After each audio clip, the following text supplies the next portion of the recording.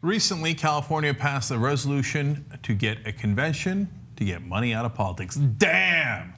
How in the world did that happen? Well, I was curious about that as Wolf-PAC founder. And so I brought in the California Wolf-PAC team. Oh, so let's find out the whole story. Okay, Alison Hartson is the leader of that team. She's our California state leader. Will Yate and Kathy Orlinsky also join us, and we're going to find out all about their roles as well. First of all, welcome, guys. Thank you. And great job. Congratulations. Thank you. Now, of course, it wasn't all Wolf-PAC. There was great state leaders that got the job done here, but believe me, there was a lot of stuff in the background where that Wolf-PAC great team in California made all the difference. So, Alison, let's start with you. First of all, did you think when we first got started in this that you'd be sitting here today talking about how California, biggest state in the union, got this passed? What's your take on it? Well, I did, and actually... Damn, I like that attitude. Actually, Cenk, it was about almost a year ago, last summer, August or July, when you first interviewed me on Current, and you asked me that same question. You said, do you think that this is possible? And my response to you was, no, I don't think it's possible. I know it is. So I really have felt that way the whole time. Gee, I wonder why she's the state leader. I can't quite tell. Okay, so I love that attitude. And Alison, I've talked on the show before about how you're a person who came to Wolf-PAC not having watched the Young Turks at all. But let's go through that story for the people who don't know. So how'd you find Wolf-PAC? How'd you get involved in this? Yeah, well, I was sitting in my living room one day, and I was just beyond frustrated based on a conversation I had had with a friend prior to that. And so I started going through all of the issues in society that just nothing's changing, no matter how much more awareness we have, no matter how much more people get pissed off, nothing's getting done, right? You have record corporate profits and even more people becoming aware. Why is this happening? How is that possible? And I started doing this cause and effect chart and drew it back to money. And I always teach my students, as a high school teacher, to solve their problems by figuring out the root cause. Always told them that. So I started doing that. Wait, hold on. Aren't you a professional trained lobbyist? I mean, to be able to get this stuff done? No, I am not. But somebody did ask me that recently, right? Oh, they were really right? Yeah, they were really surprised. One of our state senators, or state legislators, actually asked me and thought I was a paid lobbyist. Nope, I'm just a volunteer. So, you know, like in Washington, they'll have these cutesy stories of like, oh, I remember being a bartender for my dad's thing 50 years ago, right? Okay, but you're actually a high school teacher in Orange County right now. Yeah, I am. And as a volunteer, you led this movement. Yes. That's amazing. Okay. Yes. So you were saying you teach your kids cause and effect. By the way, what do you teach? Senior English, and then I also teach an intervention program for freshmen and sophomores who are at risk of not graduating high school. Okay, well, we were at risk here in California. You helped us with that. Yep, intervened. So anyways, I drew it back to money in politics, and I just remember I had crumpled paper all over the living room. I was just pissed off. I wasn't figuring out why I couldn't sleep for 3 days. Finally, when I drew it back to money in politics, I was like, holy shit, this is it? I need to tell the world I've got the answer. And I know I felt the same way. I know that sounds so ridiculous, but that's how naive I was at the time. So I thought, how do I do this? How do I do this? I better first Google it. So I did, and lo and behold, not only are there tons of groups out there trying to fix this, but they've been doing it for a really long time. People have been talking about this for over a century or longer. So I started getting involved with a couple other groups, and I found after about a month or so of doing it that something wasn't settling right. And I really did not feel like it was the solution. I was gaining a lot of experience and knowledge in doing that, but it wasn't really the solution. And so I kept doing research, more research on the internet, and I came across Wolf-PAC's site. And I remember coming across the plan, the goal, the strategy, and it just made complete sense. It was so logical, and it was a tangible solution, one I had never heard of going through the path of an Article 5 convention. And so the rest is history. Yeah. You know, that's why I love your story, and I love your leadership and all that stuff, and obviously we just had a great result. But I get passionate, sometimes I yell on the show and stuff, but in reality, I think that the most important thing is logic, right? Cause and effect, incentives, disincentives, And so I went through the same process you did. But this is my job. What's amazing about your story is that you're a teacher and you're like, let me figure this out on my spare time, right? But I saw that every single issue led back to, well, it didn't get done because, well, money in politics. You know, it didn't matter that we had everybody on our side. It didn't matter. Like, look, even on the money in politics issue, 96% of Americans agree with us, right? Yeah. But we still can't get it done because Washington has become so corrupt. Actually, Kathy, we were talking about that before we got started. So, okay, so tell us how you got involved in Wolf-PAC. All right. Well, I wasn't very politically active for most of my life, but I think the thing that really tipped me over was after the Newtown shooting. I mean, I know you have kids, and I have a daughter, and she goes to college now. She's on a college campus almost every day, and that just seemed like that has to tip the balance. We have to do something about this. And so I watched the polls. You know, 90% of people want gun control, at least background checks for sure, even NRA members. So I thought, okay, we have the public behind us. You know, there were groups that were working towards it, and you know, I'm an optimist by nature, so I felt like, oh, well, you know, we got this. Wrong. You know, as we all know, nothing happened. So I'm a scientist by training. I put a great deal of value in evidence, and I don't like to, you know, put my efforts behind things that don't work. So I started looking around for, you know, for something that would work better. And during that time, I was watching the Young Turks, and I probably started watching around 2007. And I saw how, you know, you guys would have a goal, you know, whether it was viewership or, you know, a Webby or whatever, awards or whatever, you'd set a goal and you'd accomplish it. And you'd set a goal and you'd do it. So I felt like, you know, these guys get things done. And you had started talking about money in politics. And before Zuccotti Park, every once in a while you would say, I can remember you saying something like, you know, it's horrible, you know, we can never win on any of these issues, but there's a plan coming, and I'm not going to say anything yet, but there's a plan coming. And I'd be, what is the plan? What is the plan? Stop toying with my emotions. Right. So once you finally, you know, once you started announcing that, you know, this is the way we were going to do it, I felt like that plan makes sense. The other things don't work. This sounds like it actually will work, and the people that are implementing it are people who get things done. So that is why I decided to join Wolf-PAC. Well, God bless your heart. Look, but you're not alone about Newtown. A lot of people, that was the camel that broke the straw. The straw that broke the camel's back for a lot of people, because everybody saw that poll. I think it was about 93% of Americans wanted federal background checks, including an overwhelming majority of NRA members. And then people are like, what is going on? Why can't we pass something that everyone in the country is? That's, I think, even not necessarily consciously, but at least subconsciously, that clicked for a lot of people like, oh, we don't live in a democracy anymore. It's gone. It's gone, right? So we got to reclaim it.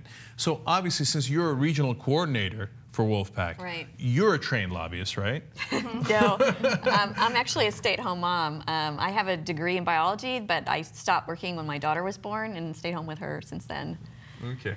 I love these stories. Every story of like the volunteers and how you guys rose up through the ranks and who, you know, because like people at home, they think like, no, you got to know something. You have to be knee deep in it. It's, no, you don't. Okay, you pick up the phone and you learn, and they'll help you learn, right? I mean, Alison's helped so many people learn, and then so did Will and Kathy, and so this is how we all do it together, and it's amazing. The story we told, you know, right after we won in California, of the girl, a senior in high school, broke her back, and she's making calls from her hospital bed. If she can do it, okay, we can all do it.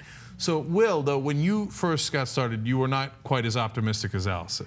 No, I wasn't. You know, I thought it was a long shot. I didn't think it was impossible, but, you know, I'd spent my whole life never being politically active, never even voting, because I just felt I don't live in a democracy. My voice isn't heard. It's farcical for me to pretend it does. And so I was just outraged with the whole system, didn't want to take part of it.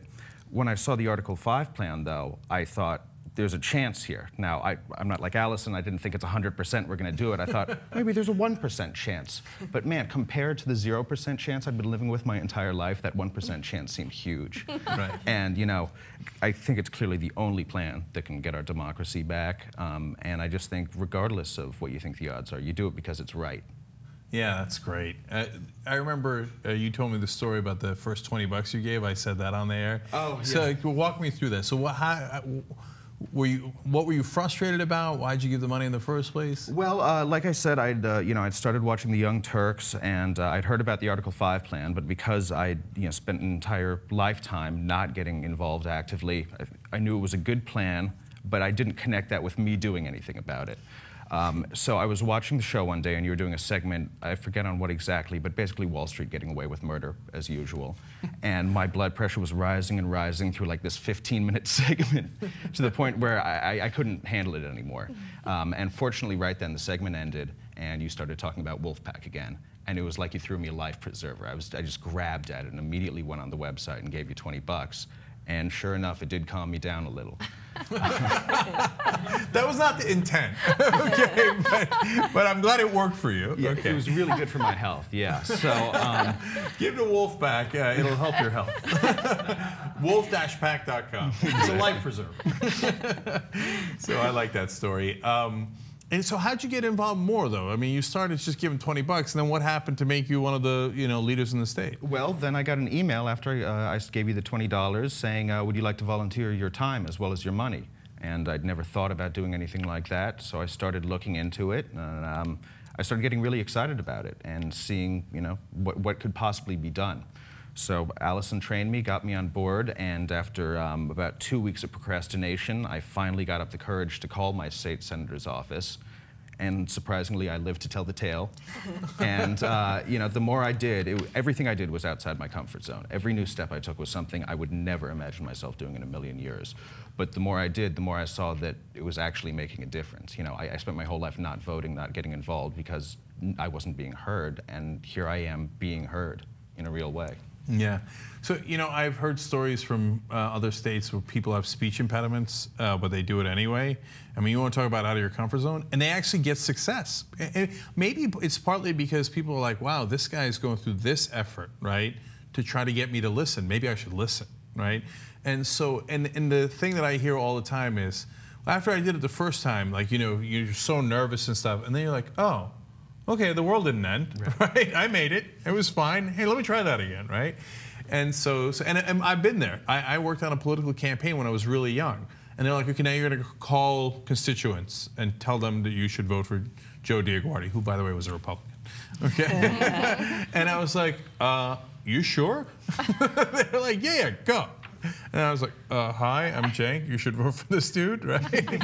And then you're right, it gets better the second time, third time. And then me being me, I started having fun. I'm like, oh, yeah, hey, what are you doing? What are you having for supper? What are you wearing? That was later. Oh, that okay. was later. So, Will, since you're part of the leadership, obviously you're a professional lobbyist. No. He's the one professional lobbyist of us all. Yeah, as a matter of fact. It breaks the pattern. I apologize. No, I'm a freelance editor. I just sit on my laptop and fix people's sentences. So this is not like anything I'd ever done before. Yeah. Well, you just fixed their face in California. All right, so Alison, how'd you build the team? So you get started, you think this is the logical way to go, you're a teacher, like, who picked you, who made you president? Right. Or who made you king? Right, yeah. Mike Moneta, our National Director of Organizing, when he asked me to step up and become the state leader, I thought, why me? I don't know what I'm doing, right? But he pointed out what has been true over and over and over again, and that it's not so much about knowing what I'm doing, because I will figure that out, and I'm going to learn that by doing. It's really just a matter of showing up and taking action, having the will to take that action. And that's what we've seen over and over again. And I think it really just always starts with one person. It takes one person who has the willingness to do the actions necessary, and then other people start to kind of follow by your example. And I've seen it over and over again with my organizers themselves. They do the very things that they ask their volunteers to do, and then other volunteers step up to be organizers. They start following their lead. So it just kind of started out that way. And I think one of the biggest things that's come out of this for me after this year, about a year and 5 months, I think I've been doing this with you guys, is that we have a lot of volunteers who come to us with great passion, and we have a lot of volunteers who come to us who are incredibly intelligent and informed. But those volunteers also come and go, And at the end of the day, what really, really matters is those who are willing to take the actions necessary. Those things are really important, you know, having the passion and having the intelligence, and they are great examples of that. But more importantly, they're great examples of people who, despite anything else, they were willing to do what was necessary. And myself included, when I started, Cenk, I knew nothing. I mean, seriously, I cannot tell you how much sleep I lost just researching U.S. Government 101. It's like, damn it, why didn't I pay attention to that class in high school? It's as embarrassing. As a teacher, you should know better. I know, right? It's embarrassing. It's embarrassing as a teacher. It's embarrassing as somebody who's involved in this. It's embarrassing as an American citizen. But I am one of those people we talk about that doesn't really know anything or know who your legislators are. I didn't know. I had to research all of that. But I think the good news is that we all have the capacity to learn. And we all have the capacity to even gain more passion the more involved we get. What you really just need is that willingness to action, and that's what all three of us have, and all of our organizers and volunteers. So I like that I stressed you out. I made you lose sleep. You threw the Young Turks, you threw Wolf-PAC. Okay, so how many people are on California's Wolf-PAC team? Oh gosh, we've got thousands. We've got thousands of people who are signed up, who are following us, and who are definitely helping out here and there. The really active volunteers, we've got hundreds of volunteers. Yeah. And so how do you build the infrastructure for that? How do you get them to make the calls and all that stuff? I'm just curious about how the details work. Yeah, it's actually really great. I say, if you have the will, we have the way. We will absolutely lead you there and give you all the support you need, whether you're as green coming in as I was, or whatever, you know, is scared about making calls. We're going to support you. So we start off by putting everybody through a training where we just teach you what our plan is, our strategy, our goal. And if you don't know what an Article 5 convention is, we teach you that information. We give you that information to research it as deep as you want to go. So it's basically like Wolf-PAC Training 101. And from there, we have conference calls every week. And we all come together and we talk about answering our questions, and we talk about what our strategy is for that week in order to get, and Cenk, this is the really neat thing, that we've been able to get some really powerful people to bend to our will, to do things we never thought would be possible, right? I mean, even Democrats who have been against us to bend to our will because of the power of the people. And that is why, you know, I've heard you say it before, like I say, it feels good to take the power back. The first time I realized that was like, holy shit. Like, we talked about this on Wednesday. We said, this isn't gonna work, but what other options do we have? We did it and it worked. All right, what's next? I remember the first day that Ryan, who's the executive director, was talking about free and fair elections. And nobody in the country was saying it that exact way, free and fair elections, right? Because that's, in America, that's what we should strive for. That's the whole point, right? And when they had the hearing after we won in Vermont, they had a Senate hearing, and all of a sudden, a United States senator saying, you know what, we should have free and fair elections. I was like, should we? Should we? Good idea. Good idea. I'm glad you thought of that. So it's amazing what you can do, right? And none of you guys had any experience in it, and here we are anyway. Look, I was talking to another state leader in a different state, obviously, and he said he made calls for 9 months, okay? This was earlier on, right? No breakthrough, couldn't get anybody to say that they were going to sponsor the legislation, et cetera. And he said, boom, all of a sudden, one guy broke through and said, yeah, that makes sense to me, right? Like the story we always tell. Right. Like you think, oh, you're never going to convince a state legislator or a state senator, but you actually can, right? And he convinced the guy, and then he got another guy, another politician in that state, and then all of a sudden there was 3 of them, and then all of a sudden he went from a sole person in that state working every day on this stuff to more volunteers jumping on the boat, and it grew and it grew and it grew, and that's how it always grows. So that's, I mean, when Alison talks about willpower, you know, I mean, a guy hitting the phones for 9 months by himself. Yeah, that's incredible. I mean, you want to talk about a lone wolf who did well. Now, don't worry, you don't have to do that. Okay, now in most of the states, we have great state leadership, we have a network, and as Alison pointed out, they're going to help you. They're going to show you how to do it, and so that you can be the most effective that you can be, right? So that leads us to basically the last question, which is, what's next for Wolf-PAC California? Well, the very next thing we're going to do is send thank you letters to all of our state legislators who supported and voted yes on AJR1. And then we're going to come back to the drawing board and figure out how we help the other states to get on board and what's possibly next for California. All right, that sounds good. And you know what? One more, actually. Kathy, well, all of you, right? We'll go one at a time. Like, if we get the amendment passed, like, can you describe to me, like, what you'll feel about your role in it and the fact that, you know, that you were right here in the beginning, right? Well, I would just be really, that would be a really proud tale to tell, you know, to my daughter, and, you know, if I have grandchildren one day, I mean, that's going to be a really proud tale to tell. But, I mean, the reason I want to get this done, it's not that I specifically care about campaign finance as much as all the other things that I care about depend on it. So I feel like at that point, it's like, okay, now we're going to get somewhere. Right. She literally rolls up her sleeves. Exactly. That's right. You're absolutely right. Like, look, this is the absolute most important step because it's the first step. But once you get this passed, then we get our democracy back. And then we can engage in debates with our Republican friends who also, we had Republicans support us in Vermont. We've had Republicans introduce it in Indiana. You know, we have Republicans all over the country who also say on the local level, the state, maybe not the national level, but the state and the local level saying, yeah, we don't want Bloomberg buying our elections. We don't want the, you know, Soros buying our elections. We don't want anybody buying our elections. We want free and fair elections, right? Then we can get back to those debates and non-debates. Then when 93% of Americans agree on an issue, we can say, check, okay, right.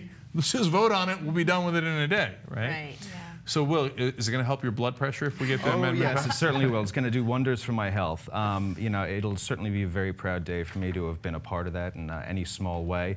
But what really, I think, will make me most proud about it is, you know, the trouble I had starting to do this and making those first couple calls, becoming an organizer and helping other people to get on board and start doing it too, is just really great because it is, you know, all volunteer power that's doing this. And it feels great to help other people get through those initial stages like I did.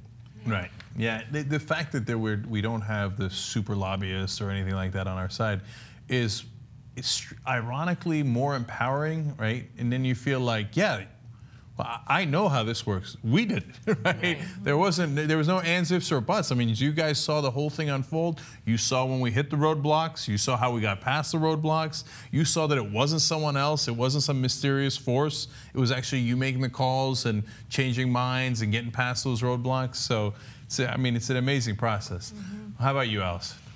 Are you going to be like, I got Alison. Okay, here's Alison. On the day the amendment passed, she's like, told you. Yep, kind of how I'm feeling right now. Yeah, you know, I really like, you know, what Kathy said. I feel very much the same way. I keep thinking about what's going to be next. What's the first thing I want to work on, right? To really make this country what we all want it to be, and to actually experience what it's like to live in a democracy. That's going to be amazing. But the very, very first thing I want to do is probably just celebrate with everybody, have an ice cold beer, and yeah, here. and sleep a little bit more, you know. Yeah, two things all proud Americans can agree with: Yeah. ice cold beer and get a little bit more sleep. Yeah. Sounds good. All right, well, 2 down, 32 to go. Okay. So you need 34 states to call for a convention. That way you don't need Washington at all. You don't need those politicians who are corrupted in Washington. They've done their job here in California. They did a great job in the little brave state of Vermont who got this rolling in the first place. Now we need you guys in other states. Wolf-PAC.com. Join. And whether it's the first $20 you give, whether you become a member, sign the petition, just go on the website, see if Alison's right, if it really does make sense, right? Or it's to become a volunteer and to actually get it done like these guys did. Man, welcome aboard. We'd love to have you. Wolf-PAC.com. Let's go get the other 32.